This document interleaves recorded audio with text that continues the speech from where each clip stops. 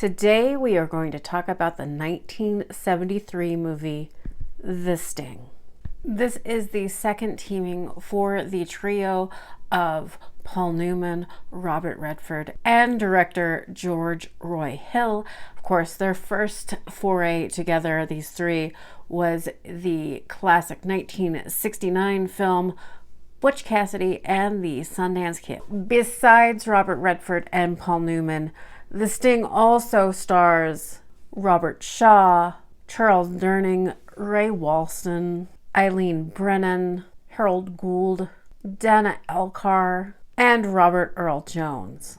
The basic premise of this story is Paul Newman and Robert Redford play two grifters that have to team up to pull off the ultimate con. So if you really like a heist movie, this is the film for you. If you've never seen 1973's The Sting, you should go out right now or stream it or whatever people do these days and watch the movie The Sting. It is a magnificent film. It was shot in and around Chicago and the LA area, but the film does take place in Chicago, and they do use some Chicago locations for the film The Sting. At the Oscars in 1974, it won Best Picture as well as Best Director, Best Writer, Best Art Direction, Set Direction, Best Costume Design, Best Film Editing, Best Musical Score, and that was by Marvin Hamlisch. It was also nominated for Robert Redford, an actor in a leading role. Best Cinematography it was nominated, and it was nominated for Best Sound. So it won 7 out of the 10 Oscars it was nominated for. And I decided to highlight The Sting instead of Butch Cassidy and the Sundance Kid for one reason. It seems like, and I love Butch Cassidy and the Sundance Kid, but it seems like people more often than not these days forget about the movie The Sting. And I really think more people should talk about it. And this movie also in music, it uses the 1902 Scott Joplin song, The Entertainer. It was adapted by Marvin Hamlisch for this movie to great effect in this movie. It is a great soundtrack to go along with the con that is going on. And the movie is set in the 1930s, so you have the 1930s styling in this movie. They even use the old 1930s Universal logo in this movie. And the editing to go along with that 1930s movie style even uses the wipe style to go between scenes in this movie to give you that old-timey 1930s feel, even in the type of cinema it is. Both Paul Newman and Robert Redford were paid the same amount, which was $500,000 to do this film. And at that time, in the early 70s, this was the highest amount that any actor had ever been paid for one movie. Adjusted for inflation, that amount of $500,000 is a mere $3 million in 2022 money. And yes, Marlon Brando did get paid $3 million for The Last Tango in Paris, but that $3 million he got paid for that movie included a percentage of profits. The $500,000 that Newman and Redford got paid was their flat rate. And so that's the highest flat rate that anybody had ever gotten paid at that time. So yes, this movie does use some Chicago locations because the movie does take place in Chicago, but primarily this movie is filmed on the back lot of Universal Studios. So if you go to Hollywood and do a Universal Studios tour, you should ask them what the locations for the movie The Sting are.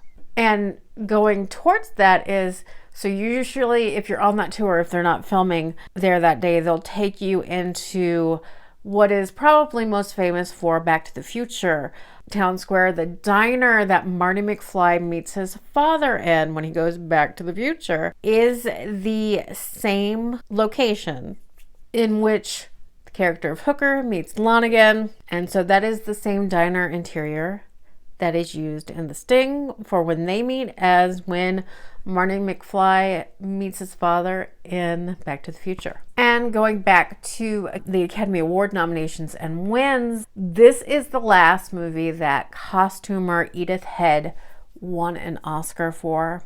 It was her 8th and final Academy Award.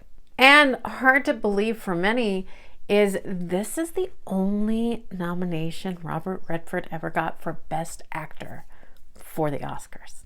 And going on that, this movie was almost a teaming of Paul Newman and Jack Nicholson, but Jack Nicholson turned down the role of Johnny Hooker, and they got Robert Redford in there to take over. That is where you get the reteaming of Redford and Newman, and what a great combination that is. And this movie was a huge hit at the time, and actually, if you adjust the gross for inflation, this is the 19th highest grossing movie of all time. Universal Studios was quite pleased with the movie.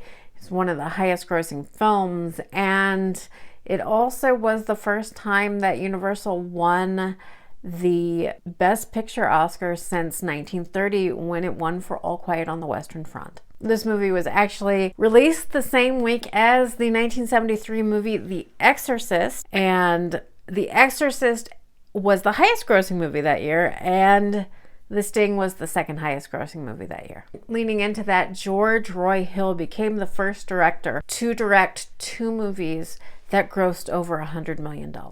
This movie was also produced by Julia Phillips. She became the first woman to be nominated and then receive the Best Picture Oscar nomination, or Oscar, since she won. And that's the Best Picture Oscar always goes to the producers of the film, in case you didn't realize that. It was quite a year also for Robert Redford. He not only starred in The Sting, he starred in The Way We Were with Barbra Streisand, and by the way, Marvin Hamlisch, who won the Academy Award for Best Adapted Score for The Sting, also won that night for Best Original Song because he wrote The Way We Were.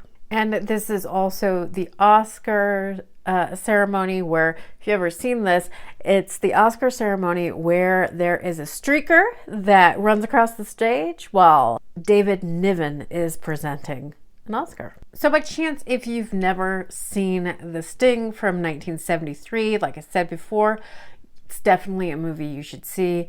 It is included in the list of 1,001 movies you should see before you die. So if that is something you follow and are trying to accomplish in your life, you should definitely see this one. It is well worth the watch. I think you'll enjoy it. Again, my name is Stacia, and this is my little channel where I talk about movies. So if you like this, please subscribe. I am looking to see how fast I can get to 200 subscribers. I finally made it to past 100 subscribers. So I would really appreciate if you would give me your subscription to my channel. It costs you nothing, but I would appreciate it greatly. And I hope to see you next time. Have a great day. I love you all. Bye.